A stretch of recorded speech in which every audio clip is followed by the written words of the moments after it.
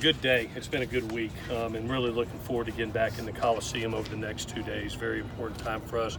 We'll go back tomorrow night and work under the lights again and get comfortable in our own skin at night. Obviously, first 3 home games at night, so good opportunity there. And then really put the ball down on Saturday and play real live ball in front of our fans, in front of our alumni and our fan base, and really hopefully get some performance anxiety out of the way for a lot of young people and get a feel for what that feels like to play in front of a lot of folks. So should be a great weekend for us as we end basically the second half week of camp. With that, I'll answer any questions that you got. Is Drake okay? Drake? Drake's, yeah, he's got a little bit of an eye infection that we dilated today, and so he had eyeglasses on. He should be back by tomorrow. And then what's Max Williams' situation? He's had a hamstring, that, obviously with wide receivers and DBs, really, you got to take the right time and the right precaution with those guys. He's put a lot of great work in. He's right there on the edge. I would expect him back by next week. You saw him get some work today, which was great to get him back in individual drills today. And Hunter Eccles? Hunter's got a little bit of a turf toe, and a little sprain. He's day to day. We're going to see. He's going to come out and get some work tomorrow, see how it feels, and then we'll make a judgment for Saturday. But he's really close to being back. Any concerns about injuries at the linebacker position? It seems like you've had quite a few guys either be out for a couple days or a couple of them have been out for longer. Yeah, obviously the one major injury that we've had is Jordan, and it's not a season-ending injury. Most of them bumps and bruises that come with the physicality going into practice 12. We're halfway through the 25 practices right now, so those guys are holding up. Obviously, John's doing a great job. I credit Raylan Goforth, who's doing a really nice job with his opportunity, but those guys are making the most of getting those reps. Elijah Winston. Elijah has a turf toe, probably a little bit more significant, probably a little bit longer time. You're not. Yeah, we rested Amon-Ra today, just a little bit of groin and hip tightness.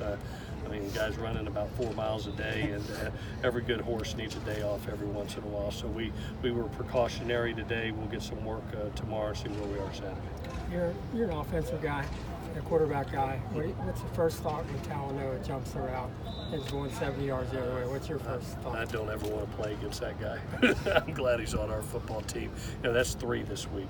He's had a hat trick on pick sixes this week, and he's so football instinctive, and it goes back. I absolutely love two-way players, and if you go back and remember him in Corvallis, he was as good an offensive player as he was a defensive player. And I think he's got that dynamic of being able to read routes, knowing where the ball comes out, knowing spacing, and understanding that if there's a flat route going out, somebody's coming in, and he does a great job of picking the ball. We got him one time the other day where he just showed up a hair late, and we ended up getting a big play. But man, he's playing really great football. It's one of the reasons I think the kid's going to be one of the better safeties in the country. How do you feel about where JT's at? It was good. I made one poor decision. That was actually the one that just the ball needed to come out a little bit quicker or get off that progression and go to the next. But he's been really consistent through 12 practices.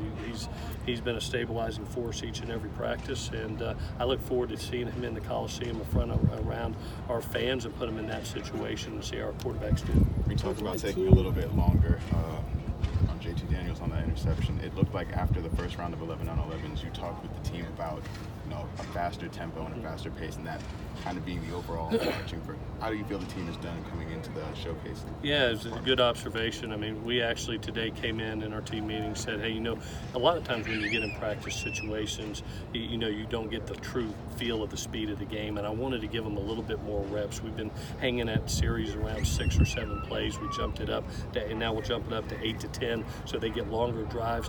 We actually sped up probably even faster than it would be even spotted, because I want them to know how fast you have to make the communications of substitutions when it comes to personnel, getting the call and echoing the call, getting lined up, getting set, and playing football. So I thought the kids did a really good job. That's why I brought them up at the end. I said, guys, this is reality. This is college football. This is how fast it's played. This is how good a condition you have to be in when you play a tempo team. So it was a great segment for us. It's something that will continue down the second half of camp now that we got all the installation in, and now play at real fast speeds, true speed of the game.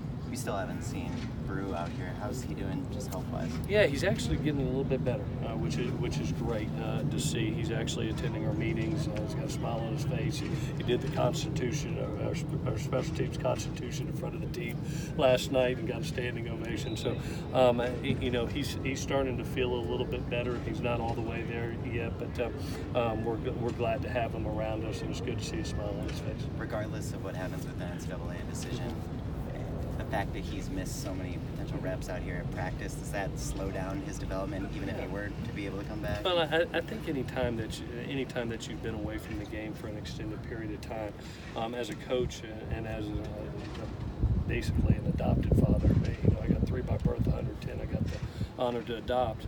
You know and understand he's not going to just come right back out here and go. That there's going to have to be strength and conditioning. That there's going to have to be some change of direction, movement. It's going to take time to build that back up. And he's gone through a process that I don't wish on anybody as far as getting healthy and getting better. And we hope to get him out here soon. But it'll be at a slow pace, at his pace, where he feels comfortable. Coach, going 2 minutes early in practice, what were you hoping to get accomplished? Again, I wanted to just be able to show them how fast a paced college football and the tempo needs to be. We've had some simulated practice segments where it's down a distance and the ball and everything's scripted. I wanted them to feel the ball move and be able to go from a left hash. Oh gosh, the ball's thrown to the right hash, 20 yards downfield. You got to get there. You got to get set. Teams are going to go fast once they make that big play. I just wanted them to feel more real life and get a little winded, and feel what a 10-play drive feels like. It's not the easiest thing, and you got to be able to catch your breath. And when you get those substitution opportunities, take the chance, take the opportunity. You saw us in those drives, in those long drives. All of a sudden, Graham makes a substitution. Great job by our defense. They see the iron cross. That's their opportunity to get new guys in.